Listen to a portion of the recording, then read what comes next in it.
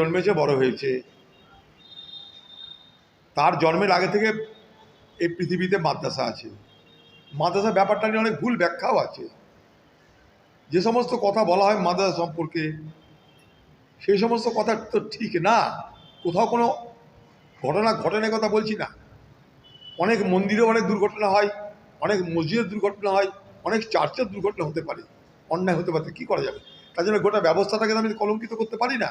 কিন্তু মাদ্রাসার প্রয়োজন নেই, সব উঠিয়ে দাও, এই কথা বলার অধিকার তসলিমা নাসরিনকে ভারতবর্ষের মানুষ দেয়নি, ভারত সরকারও দিয়েছে কিনা জানি না, আমরা কেউ দিইনি।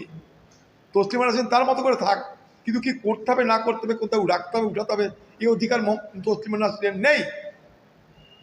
তসলিমা নাসরিনের জানা উচিত যে ভারতবর্ষে এই সমস্ত মাদ্রাসাতে লক্ষ লক্ষ ছাত্রছাত্রী পড়াশোনা করে।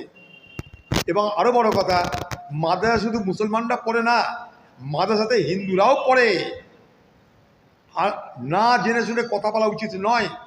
আরও বলে রাখি, ভারতবর্ষের প্রথম রাষ্ট্রপতি ডক্টর রাজেন্দ্র প্রসাদ, জেনে রাখুন সবাই, সে মাদ্রাসার ছাত্র ছিল। যখন স্কুল ছিল না আমাদের দেশে, তখন মাদ্রাসা গ্রামে গ্রামে শিক্ষা ব্যবস্থা চালু করেছিল। ইতিহাস এটা। আজকে মাদ্রাসা মানে সেখানটাই কেউ বললো এর আগে সেখানে সন্ত্রাসবাদী তৈরি হয়।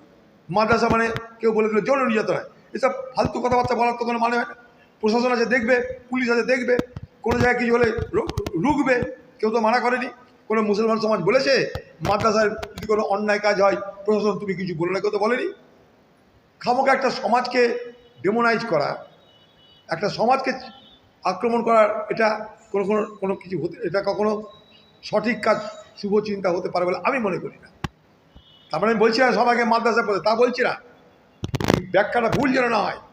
কিন্তু মাদ্রাসা মানেই অন্যায় হয়, বাজে কাজ হয়, এই হয় তাই হয়, এই ধারণা কিন্তু প্রচার করা হয়। মাদ্রাসায় প্রচুর হিন্দু মুসলমান একসঙ্গে পড়ে, আমি নিজে দেখেছি। আমি মুর্শিদাবাদের মানুষ, এখানকার বহু মাদ্রাসা আছে, হিন্দু ছাত্রছাত্রীরা পড়ে, আমি নিজে দেখেছি। আমি দেখেছি তো কি করব। গরিব গরিব ছাত্ররা স্কুলে পাঠানো ক্ষমতা নয় বাবা মায়ের, সেখানে যেন পাঠাচ্ছে। প্রত্যন্ত গ্রামে রাস্তা নাই, ঘাট নাই, সুযোগ নেই, পাঠাচ্ছে। কেউ তো বলেনি তাদেরকে আরও ভালো শিক্ষায় শিক্ষিত করার কোনো বাধা আছে, তাতে কেউ বলছে না। মাদ্রাসা নামে অ্যালার্জি কেন কে জানে? দেশে তো টোলও আছে, সরস্বতী শিশু মন্দিরও তো আছে, কি করা যাবে? চলুক সব। আমাদের সংবিধান বলছে যে প্রত্যেকটা ধর্মের নিজের নিজের কালচার আছে, সেই কালচার অনুযায়ী তারা শিক্ষা দিতে পারে, তারা চলতে পারে।